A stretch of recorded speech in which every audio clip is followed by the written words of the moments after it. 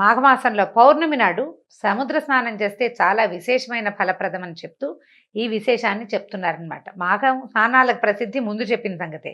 నిజానికి మకర సంక్రమణం జరిగింది మొదలు కుంభ సంక్రమణం వరకు జరిగే మధ్యలో ఉండే కాలం మొత్త కాలం మాఘమాసం అని చెప్తారు. తాకట్టులో ఉన్న బంగారాన్ని విడిపించి ఆ రోజు ఆన్లైన్ రేటుకే మేము కొంటాం. Sharma gold company. అంటే పూర్వం ఇది పాటించే వాళ్ళేమోనండి.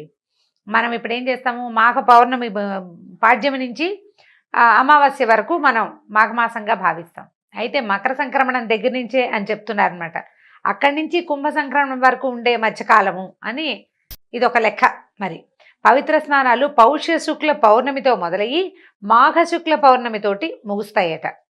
చాంద్రమానాన్ని అనుసరించే వాళ్ళకి ఈ మాఘమాసం పౌష్య బహుళ అమావాస్యతో ప్రారంభమయ్యి మాఘ బహుళ అమావాస్యతో ముగుస్తుంది. ఈ మాఘమాసం మొత్తం పవిత్ర స్నానాలు చేయటం విశేషం. కానీ అంటే ఇది విశేషమే కానీ అయితే ఈ యాంత్రిక జీవనంలో అదంతా సాధ్యం కాదు. ఇప్పుడు మనం చేయలేకపోతాం కాబట్టి కనీసం పౌర్ణమి నాడైనా నదీ స్నానం కానీ సముద్ర స్నానం కానీ చేస్తే మాఘమాసం మొత్తం పవిత్ర స్నానాలు చేసిన ఫలితం లభిస్తుందట. ఎందుకంటే ఈ మాఘ పూర్ణిమని మహామాఘి అంటారు. సంవత్సరంలో వచ్చే 12 పూర్ణిమల్లోనూ మాఘ పౌర్ణిమ అత్యంత పవిత్రమైనది, విశేషమైనది అట. ఈ మహామాఘి శివకేశవులిద్దరికీ ప్రీతికరమైంది. అందుకని ఈ మాఘ పౌర్ణమి నాడు తప్పనిసరిగా సముద్ర స్నానం చేయాలి అని చెప్తారు. కార్తీక మాసాల్లో కూడా కార్తీక స్నానాలు కూడా సముద్ర స్నానాలు చెప్తారండి. మాఘం బహు విశేషమైంది, ఎందుకంటే ఇది శివకేశవులని ఇద్దరిని ఆరాధిస్తారని చెప్తున్నారనమాట. సముద్ర స్నానం ఎందుకంటే నదీనాం సాగరో గతి అన్నారు. ఎలా అంటే నదులన్నిటికీ సాగరమే గతి. మనం ఇంకో శ్లోకం చెప్తాం, ఆకాశాత్ పతితంతోయం సాగరం ప్రతిగచ్చతి అని. సముద్రం వైపుకి వెళ్తుంది ఆకాశం నుంచి పడిన ప్రతి చినుకు. అట్లా సాగరమే నదులకి గతి. తర్వాత సకల నదీ నదాలు చివరికి సముద్రంలోనే సంగమిస్తాయి కనుక సముద్ర స్నానం చేస్తే సకల నదుల్లోనూ స్నానం చేసిన పుణ్య ఫలితం దక్కుతుంది. ముఖ్యంగా సముద్రుడి ప్రత్యేకత ఏంటంటే ప్రతినిత్యం సూర్యకిరణాల వల్ల ఎంతో నీరు ఆవిరవుతున్నప్పటికీ సముద్రం తాలూకు పరిమాణం కొంచెం కూడా తగ్గదు. అనుక్షణం నీళ్ళు ఆవిరైపోతూనే ఉంటాయి, అయినా సరే సముద్రం తగ్గదు. అలాగే ఎన్నో జీవనదులు తనలో కలుస్తున్నప్పటికీ సముద్రుడి పరిమాణం పెరగదు. ఎన్ని వేల నదులంటే అన్ని పక్కల నుంచి మనం చెప్పుకునే పెద్ద నదులు 12 కాకుండా చిన్న పెద్ద నదులు ఎన్నో, అయినా సరే సముద్రం పెరగదు, తగ్గదు. అయితే స్థిరత్వమే సముద్రుని యొక్క ధర్మమట. తర్వాత అగాధి జడత్వాలు ఆయన తత్వం, ఇలా చెప్తున్నారనమాట. సాగరుడు సంతోషప్రదుడట. సంవత్సరంలో 4 సార్లు స్నానం చేయాలని, సముద్ర స్నానము అది కూడా ఆషాఢ పూర్ణిమ, కార్తీక పూర్ణిమ, మాఘ పూర్ణిమ మరియు వైశాఖ పూర్ణిమల్లో చేయాలని, అలా సాగర స్నానాలు చేసిన వాళ్ళకి సముద్రుడు సంపూర్ణ ఆరోగ్యాన్ని కలుగజేస్తాడని ఎన్నో పురాణాల్లో చెప్పబడిందట. స్నానం అంటే ఏదో షవర్ బాతు, స్విమ్మింగ్ పూల్లో ఏదో చేయటము, ఇంట్లో ఏదో ఒక 2 చెంబులు నీళ్ళు పోసుకోవటము కాదు. నది తాలూకు ప్రవాహ వేగానికి ఎదురుగా నిలబడి, అది కూడా నడు మునిగేల కంటే నాభి మునిగేదాకా నిలబడి స్నానం చేయాలి. అది కూడా 48 నిమిషాల పాటు స్నానం చేయాలని విధిట. ఒక్కసారి అవకాశం దొరికిన నదిలో నిలబడి మునిగి తల ముంచాల్సిన అవసరమేం లేదు. ఆటలాడటం కాకుండా ఇట్లా నాభి వరకు నీళ్లలో కనుక నిలబడితే ఈ ప్రవాహ వేగం వల్ల వచ్చే కరెంట్స్ అన్నీ శరీరాన్ని శుద్ధి చేస్తాయండి. దానికి ఎంత మంచి మంచి చాలా రకాల విషయాలు చెప్తున్నారు. ఇవన్నీ ఆరోగ్యానికి సంబంధించిందే. ఇప్పుడు మానవుల శరీరం ఎలాగూ ఏమంటారు, పుట్టిన ప్రతి జీవి గిట్టక తప్పదు, గిట్టిన ప్రతివాడు పుడతాడు, బాగానే ఉంది. మనం మరణించక తప్పదు కాబట్టి స్నానం మానేసి అన్నం మానేసి ఉండం. జీవిగా పుట్టినప్పుడు దానికి తగినట్టుగా మనం ప్రయత్నం చేసుకుంటూ వెళ్ళాలి. ఎప్పుడు మన జీవుడికి కాలం పూర్తవుతుందో ఆనాడు వెళ్ళిపోతాం. అప్పటి వరకు మనం చేయవలసిన ప్రతి పని, ప్రతి విధి అన్నీ చేసి తీరవలసింది. అవి సజావుగా చేస్తే ఇహలోకంలో ఇక్కడ జీవితం ప్రశాంతంగా ఉంటుంది. ఆరోగ్యం లేకపోతే ప్రశాంతత లేదు, ఆరోగ్యం వల్ల ఎక్కువ ప్రశాంతత లభిస్తుంది. అందుకని ఈ విధి విధానాలన్నిటిని మనం పాటిస్తూ ఉంటే కనుక ఇబ్బందులు లేకుండా ఉంటాము. ఆరోగ్యము తెచ్చిస్తుంది, పవిత్రత సాధించగలుగుతాము, కొన్ని పాపాలు పోగొట్టుకోగలుగుతాము. దానివల్ల ఏంటంటే తర్వాత జీవితాలు ఇంకా బాగుంటాయని చెప్తారు. సూర్యోదయ కాలం నుంచి, అంటే ఇది ఎప్పటి నుంచి చాదస్తం అదని అనుకోకూడదట. సూర్యోదయ కాలం నుంచి సూర్యాస్తమయం వరకు ప్రసరించే సూర్యకిరణాల్లోని విద్యుత్ శక్తిని నదీ జలాలు, సాగర జలాలు తమలో నిక్షిప్తం చేసుకుంటాయి. ఈ స్నానం కూడా ఎప్పుడు చేయమంటున్నారు, సూర్యోదయానికి 1.5 గంట ముందు కాలంలో చేస్తే చాలా మంచిదట. ఎందుకంటే ఇది సైన్సే, చాదస్తం ఏం కాదు. నీటిలో విద్యుత్ శక్తి ఉందని మనకు తెలుసు, కరెంట్ ఉంది కదా నీళ్ళలో, మనం అదేగా ఇప్పుడు వాడుకుంటున్నాం. అయితే ఈ సైన్స్ గిన్స్ ఏమీ పుట్టలేదు, మనం కరెంటు తీయటం నేర్చుకోకముందే మన పెద్దవాళ్ళు చెప్పారు. బ్రాహ్మీ ముహూర్తాన్ని నదీ స్నానానికి అనుకూలమైన సమయంగా నిర్ణయించారు. సముద్రుడు, నదులు, జలాలు, నీరు ఇట్లా శక్తిని తీసుకుంటాయి. అప్పుడు ఇంకొక ఏం చేస్తారు, సాయంకాలం అయ్యేసరికల్లా, అంటే సూర్యుడు చంద్రుడు ఇద్దరి గురించి చెప్తున్నారు. తన వెండి వెలుగులతో జగతిని జ్యోత్స్నామయం చేసేటువంటి చంద్రుడు తన కిరణాల్లోని అమృతత్వాన్ని, ఔషధ విలువల్ని నదీ జలాలకి అనుగ్రహిస్తాడు. నీటిలో ఉండే ఈ అద్భుత శక్తులు తిరిగి సూర్యకిరణాలకు పరావర్తనం చెంది అంతరించిపోతాయి. అందుకని సూర్యోదయానికి పూర్వమే స్నానం పూర్తి చేయాలనే నియమాన్ని విధించారు పెద్దలు. ఇంట్లో చేసినా పర్వాలేదు అని అమెండ్మెంట్లు, అంటే సర్దుబాట్లు ఏవో చెప్తున్నారు, కానీ వాకిట్లో బయట చంద్రుడు కనపడే చోట, వాపికూపు తటాకాదుల్లో, సరస్సుల్లో, తర్వాత నదిలో, సముద్రంలో చేయమనేది. ఎందుకంటే ఆ వాటర్, నీరు తీసుకున్నటువంటి కరెంట్స్, నీటిలో ఉండే కరెంట్స్, ఈ చంద్రకిరణాల వల్ల నీటికి కలిగినటువంటి ఔషధ తత్వాలు, అవన్నిటినీ మనం తీసుకోగలుగుతాం. సూర్యుడు వచ్చేసరికల్లా చంద్రుడి వల్ల వచ్చిన ఔషధ గుణం తగ్గిపోతుంది. సూర్యుడి వల్ల వచ్చేది వస్తుంది, అది వేరే కథ. ఇది చంద్రుడి వల్ల వచ్చినటువంటి అమృతత్వం, ఆరోగ్యము, మానసికమైన ప్రశాంతత చంద్రుడి వల్లే వస్తుంది. చంద్రమా మనసో జాతః అని చెప్తారు. చంద్రుడు మనఃకారకుడు, మనసు నుంచి పుట్టాడు, మనఃకారకుడు. ఆ చంద్రమా కిరణాలు పడినటువంటి నీటితో స్నానం చేస్తే మనసు కూడా ప్రశాంతంగా అవుతుంది. అయితే ఈ నడుము నమూను వరకే ఎందుకు మునగాలండి, పైదాకా ఇక్కడ దాకా గొంతు కంఠస్నానం, కంఠవంతం దాకా ఎందుకు? కంఠస్నానం అంటే వేరే కదండి. తలస్నానం అంటే ఒంటి మీద పోసుకునే నీళ్ళని కంఠస్నానం అంటారు. తల తడపకుండా చేసేదాన్ని. కంఠం వరకు, కంఠదగ్నంగా ఇంత మటుకు మునిగి ఎందుకు చేయకూడదు అంటే ఏం చెప్తున్నారంటే, గర్భస్థ శిశువుగా ఉన్న పిండానికి నాభినాళం ద్వారానే జీవశక్తులు అందుతాయి. మనకు తెలుసు, అంబ్లికల్ కార్డ్ నుంచి, బొడ్డుతాటి నుంచే కదా బిడ్డకి ఆహారం అందేది. ఇది ఎవరు కాదనలేని సత్యం. అయితే నదీ సాగర జలాల్లో నిక్షిప్తమైన ఉన్నటువంటి సౌరశక్తి, సోమశక్తి అంటే సూర్యచంద్రుల యొక్క శక్తులు, వాటిని నీ నాభి నుంచే శరీరం గ్రహిస్తుందట. అందుకని నాభి మునిగే వరకు నదిలో నిలబడి స్నానం చేయాలి. సముద్రానికి ప్రవాహం లేకపోయినప్పటికీ ఉత్తుంగ తరంగాలు తమ తాకిడితో ఆ శక్తులని, అంటే సముద్రానికి ఎలా ఉంటుంది ప్రవాహం, అలా కదులుతూ వెళ్ళదు, కానీ ముందుకు వస్తూ ఉంటుంది కదా, ఈ తరంగాల వల్ల ఆ కరెంట్ వస్తుందట మనకి, ఆ శక్తిని శరీరానికి అందిస్తుంది. కాబట్టి సముద్రుని పూజిస్తూ చేసే ఈ 4 స్నానాల్లో మాఘ పూర్ణిమ స్నానం చాలా ముఖ్యమైనది. వీలు కుదిరితే చేద్దాం. సముద్రము, నదులు అందుబాటులో లేని వాళ్ళ పరిస్థితి ఏమిటి అంటే, అప్పుడు బావుల దగ్గర కానీ, చెరువుల దగ్గర కానీ గంగా, సింధు, కావేరి, కృష్ణ, గౌతమి పేర్లు స్మరిస్తూ స్నానం చేస్తే ఆయా నదుల్లో స్నానం చేసిన ఫలితం కూడా లభిస్తుంది. దేనికైనా భక్తి ప్రధానం. అది లేకపోయాక కాకిలాగా 10 సార్లు స్నానం చేసినా ఎంతసేపు నీళ్ళలో మునిగి బయటకు వచ్చి ఒళ్ళు దులుపుకుంటూ ఉంటుంది. కాకి నీళ్ళ కింద తల పెడుతుంది, మళ్ళీ ఒళ్ళు దులుపుకుంటుంది. ఏమి ప్రయోజనం లేదు. కర్రలు తేలుతూ ఉంటాయి నదులు నీళ్ళల్లో, ఏం ప్రయోజనం? ఏముండదు. ఊరికే కర్ర నాంతుంది, కాకి తడుస్తుంది అంతే. అలా కాదు, శ్రద్ధతోటి భక్తితోటి చేస్తే ఇంకా మంచి ఫలితం లభిస్తుంది. లేకపోయినా తడిపే, తడవటం వల్ల వచ్చేది వస్తుంది. రావాల్సిన పూర్తి స్థాయి ఫలితం భక్తి వల్లే వస్తుంది. మాఘ పూర్ణిమ యొక్క స్నాన ఫలితం చెప్తున్నారండి, కొన్ని చిన్న వాక్యాల్లో చెప్పేస్తున్నారు. ఇంట్లోనే వేడి నీళ్ళు స్నానం చేస్తే మాఘంలో 6 సంవత్సరాలు శుభ్రంగా స్నానం చేసిన ఫలితం ఆ నెల రోజుల్లోనే లభిస్తుందట. బావి నీళ్ళతో స్నానం చేస్తే 12 సంవత్సరాల పుణ్యస్నాన ఫలితం వస్తుంది. చెరువులో స్నానం చేస్తే 24 సంవత్సరాల పుణ్యస్నాన ఫలితం లభిస్తుంది. సాధారణ నదిలో స్నానం చేస్తే 96 సంవత్సరాల పుణ్యస్నాన ఫలితం లభిస్తుంది. పుణ్య నదీ జలాలలో స్నానం చేస్తే 9600 సంవత్సరాల పుణ్యస్నాన ఫలితం లభిస్తుంది. ఇది కాకుండా నదీ సంగమ స్థానాలు ఉంటాయి కదా, నదులు సంగమించేవి, నదులు సముద్రంతో సంగమించేవి, అట్లా ఈ 2 నదులు కలుస్తాయి కొన్ని చోట్ల. అలాంటి చోట స్నానం చేస్తే 38,400 సంవత్సరాల పుణ్యస్నాన ఫలితం లభిస్తుందట. గంగా నదిలో స్నానం చేస్తే 3,84,00,000 సంవత్సరాల పుణ్యస్నాన ఫలితం ఉంటుంది. వీటన్నిటితో పాటు ఇవన్నీ కాకుండా ప్రయాగలోని త్రివేణి సంగమంలో 3 నదులు, గంగా, యమున, సరస్వతి, ఆ 3 నదుల సంగమంలో స్నానం చేస్తే గంగలో స్నానం చేసిన దానికంటే 100 రెట్ల అధికమైన ఫలితం లభిస్తుందట. సముద్ర స్నానం చేస్తే వచ్చే పుణ్య ఫలితానికి చెప్పడానికి మాటలు లేవట. అంత పుణ్యం వస్తుంది, అంత అమోఘమైన ఫలం ప్రసాదిస్తుంది సముద్ర స్నానం. ఈ మాఘమాసం మొత్తం పవిత్ర స్నానాలు చేయడానికి వీలు కుదరకపోతే చివరి 3 రోజులైనా స్నానం చేసి పవిత్ర స్నానాన్ని చేస్తే మంచి ఫలితాన్ని పొందొచ్చు. ఈ చివరి 3 రోజుల స్నానాల్ని అంటే పౌర్ణమి, త్రయోదశి, చతుర్దశి, పౌర్ణమి కదా, అమావాస్య, చతుర్దశి త్రయోదశి అన్నమాట. పౌర్ణమి వెళ్ళిపోయిన తర్వాత చివరి రోజులు ఇంకా 3 రోజుల్లో నెల ముగిసిపోతుంది అనగా చేస్తే అంత్యపుష్కరిణి స్నానం అంటారట దీన్ని. అప్పుడు ఆ ఫలితం లభిస్తుంది. సాధారణ స్నానం శరీర మలినాల్ని పోగొడితే మాఘమాసం మనసులోని మాలిన్యాన్ని పోగొట్టి మాధవుని సన్నిధికి చేర్చే స్నానంగా పరిణమిస్తుంది.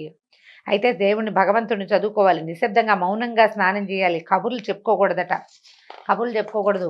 నదికి వెళ్ళి కేరింతలు కొడుతూ ఆటలాడుతూ ఒకళ్ళ మీద ఒకళ్ళు నీళ్లు చల్లుకుంటూ అలా చేయకూడదు, ఆడకూడదు.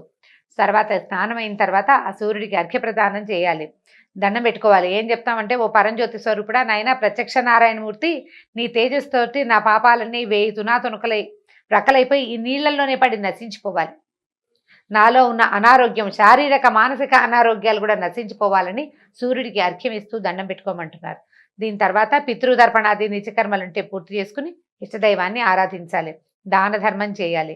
వస్త్రాలు, కంబళి అంటే దుప్పటి, పాదరక్షలు, గొడుగు, తైలము, నెయ్యి, తిలపూర్ణ ఘటము, నువ్వులతో నింపినటువంటి పాత్ర, బంగారము, అన్నము మొదలైనవి దానం చేస్తే మహాపుణ్య ఫలితం లభిస్తుందట.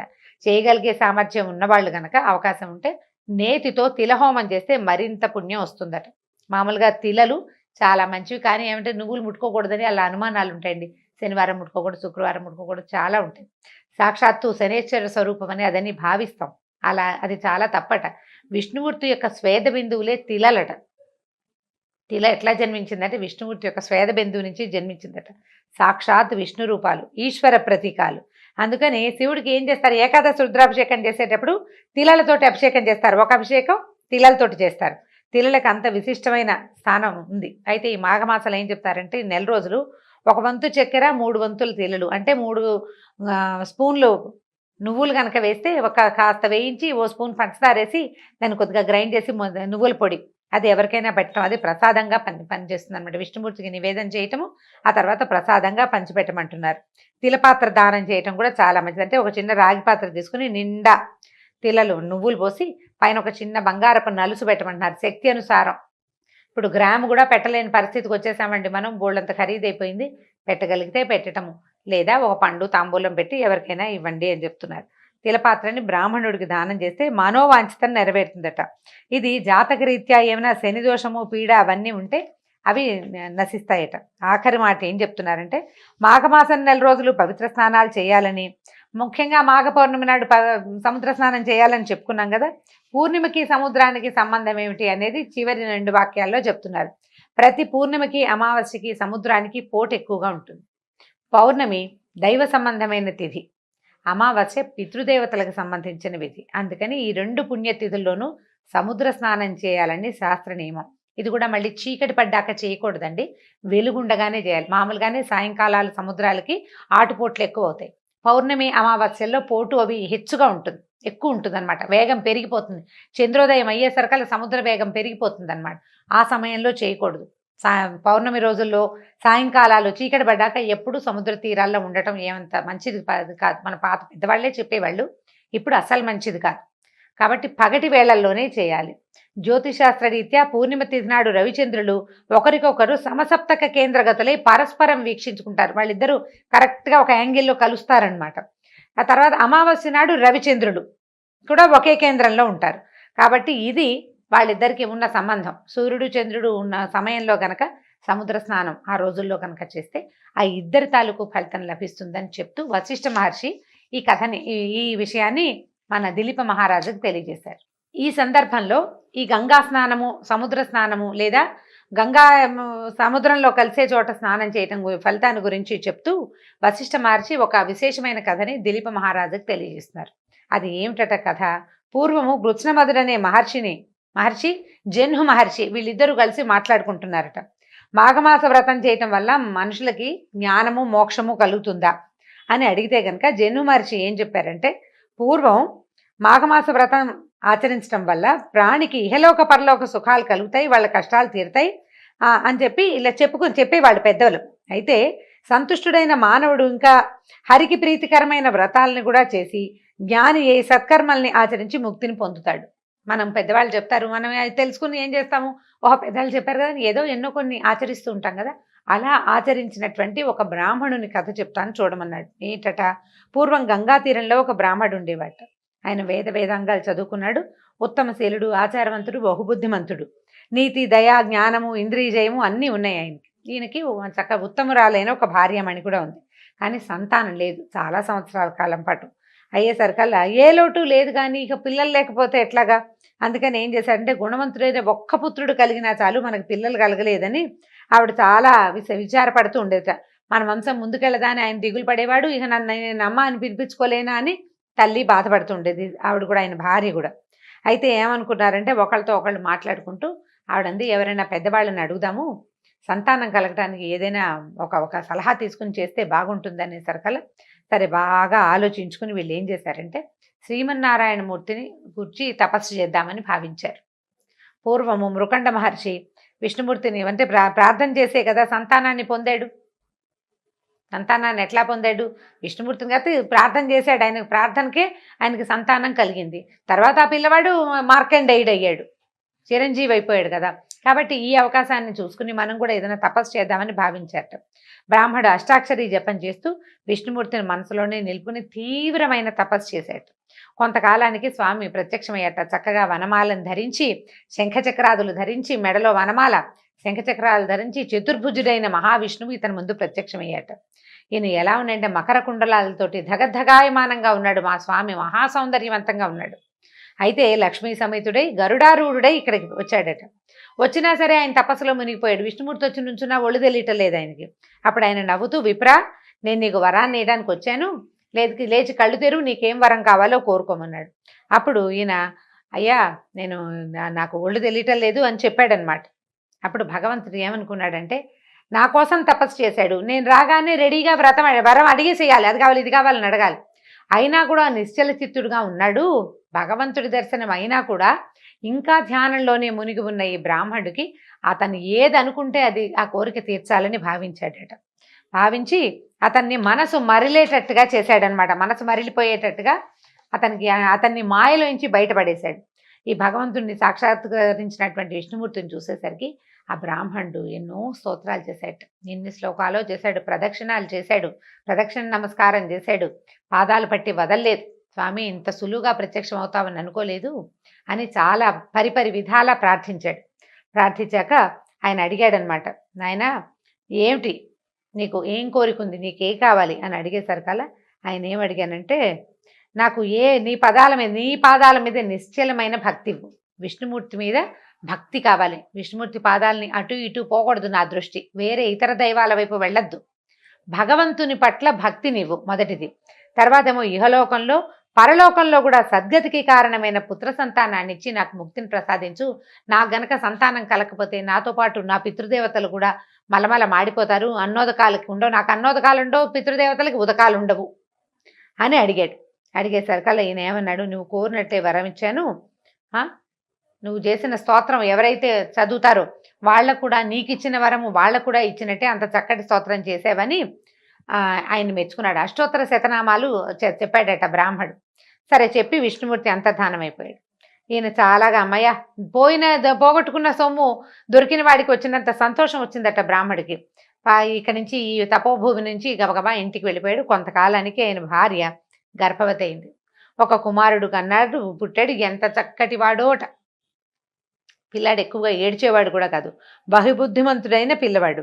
కాస్తంత 2 ఏళ్ళు 2వ ఏడు వచ్చింది, సంవత్సరం నిండి 2వ ఏడు వస్తే ఒకనాడు నారద మహర్షి వీళ్ళ ఇంటికి వచ్చారట.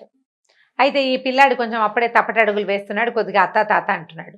నారద మహర్షి పాదాలకు నమస్కారం చేసేసరికి ఆయన పిల్లాడిని ఇట్లా దగ్గరికి తీసుకుని, వీడు ఆయుర్దాయం 12 ఏళ్ళేరా నాయన అని చెప్పాడట.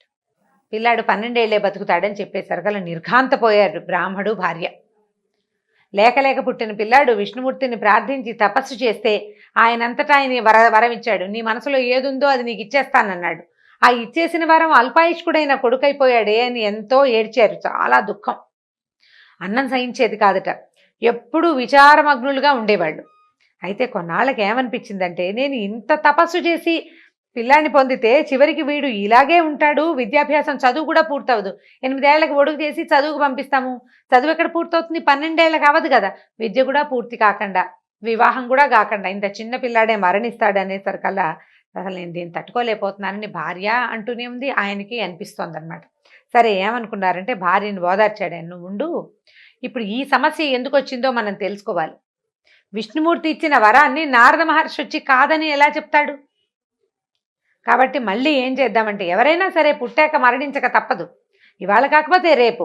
కానీ ఇలా అల్పాయుష్కుడైన కుమారుణ్ణి భగవంతుడు నాకు ఎందుకు ప్రసాదించాడో మనకు తెలియాల్సిందే. కాబట్టి నేను మళ్ళీ విష్ణుమూర్తి కోసం తపస్సు చేస్తాను, నువ్వు పిల్లాన్ని పెట్టుకుని జాగ్రత్తగా ఉండు. 12 ఏళ్లకి మృత్యు అన్నారు, అప్పటిదాకా ఏం భయం లేదు, నువ్వు పిల్లాడితోటి ఉండమని కొంతమంది శిష్యుల్ని ఆమెకు తోడుగా ఇంట్లో నియమించి ఈయన మళ్ళీ గంగా తీరానికి చేరిపోయాడట.